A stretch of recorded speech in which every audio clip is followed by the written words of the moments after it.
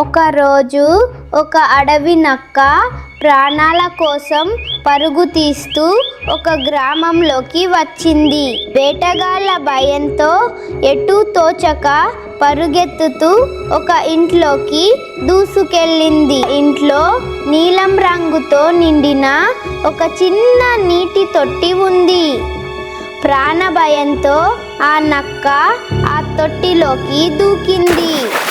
కొద్దిసేపటికి బయటికి వచ్చిన నక్క శరీరం మొత్తం నీలం రంగులో మారిపోయింది.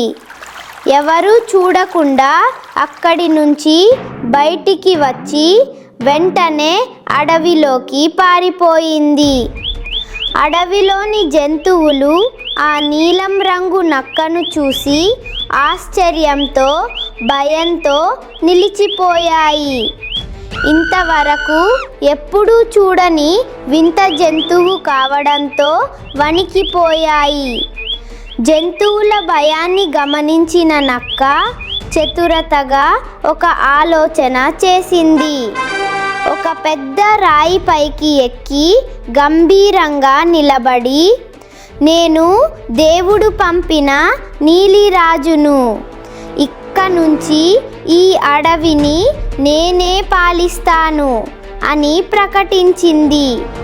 ఆ మాటలు విన్న జంతువులు నిజమని నమ్మి ఆ నీలి నక్కకు లోబడి జీవసాగాయి. కొన్ని రోజులు గడిచాయి. ఒక వెన్నెల రాత్రి దూరంగా నక్కల గుంపు గట్టిగా అరవడం మొదలుపెట్టింది.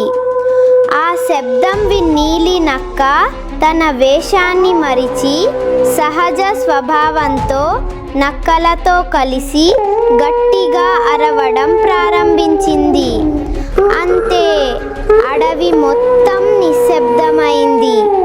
అప్పుడే జంతువులకు నిజం అర్థమైంది. ఈ నీలిరాజు అనేవాడు రాజు కాదు, ఇది సాధారణ నక్కే. కోపంతో మేల్కున్న జంతువులన్నీ కలిసి ఆ మోసగాడు నక్కను అడవి నుంచి తరిమేశాయి. అందుకే ఫ్రెండ్స్, అహంకారం మరియు అసత్యం ఎక్కువ కాలం నిలవవు. మనం ఎప్పుడూ నిజాయితీగా వినయంగా ఉండాలి. వంచన చివరికి బయటపడుతుంది. ఇదే ఈ కథ యొక్క నీతి. Moral of the story. నేను పన్విత్ చయాన్ చచంత, ముద్దు పేరు Pintu. Signing off. Bye friends.